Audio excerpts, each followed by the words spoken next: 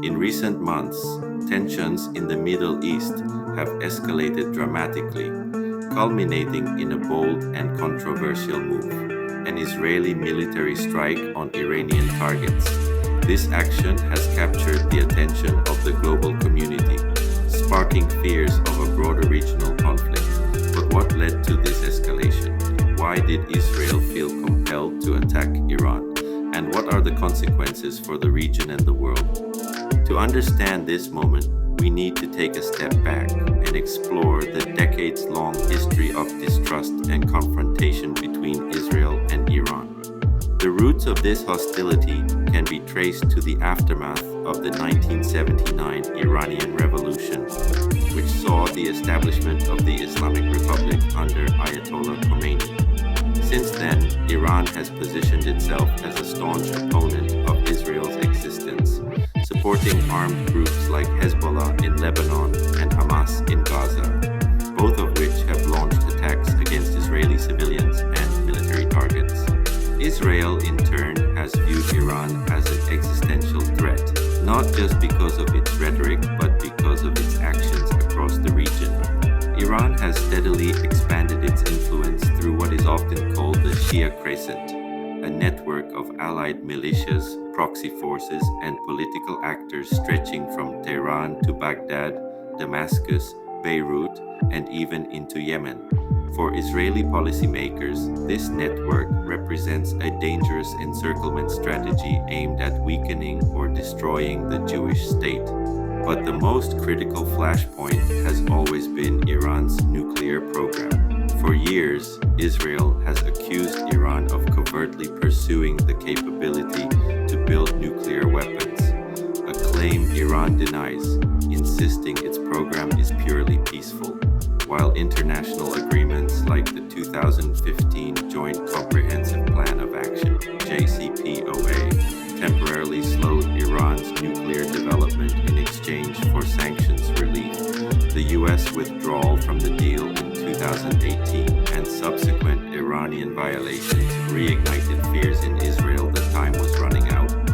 As Iran increased its uranium enrichment and reduced cooperation with international inspectors, Israeli intelligence agencies, particularly the Mossad, stepped up their operations.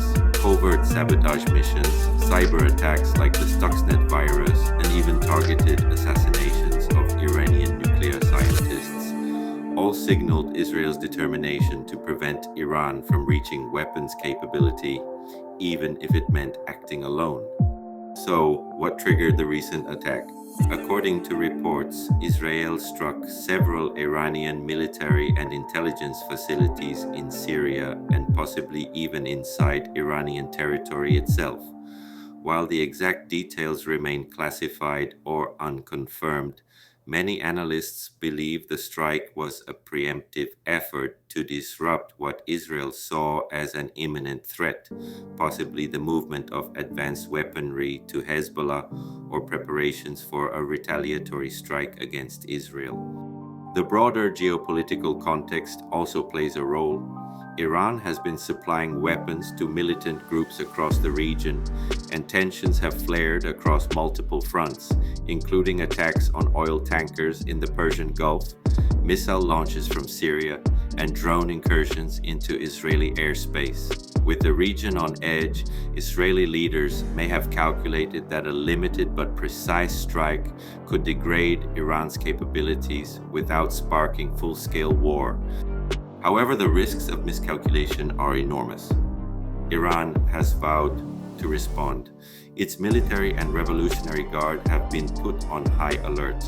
Calls for revenge echo across Iranian state media and public protests. Meanwhile, countries across the Middle East, from Saudi Arabia to Jordan, are bracing for spillover effects.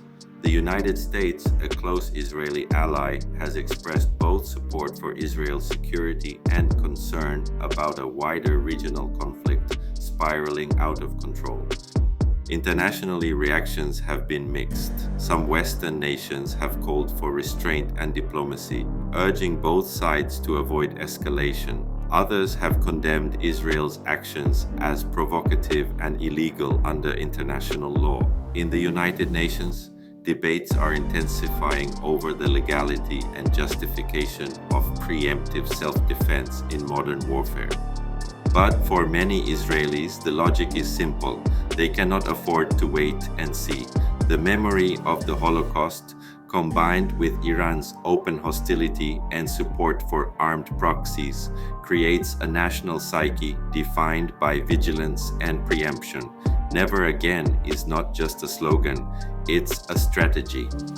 At the same time, many Iranians, even those critical of their own government, see the attacks as yet another violation of their sovereignty, a dangerous provocation that undermines their national dignity.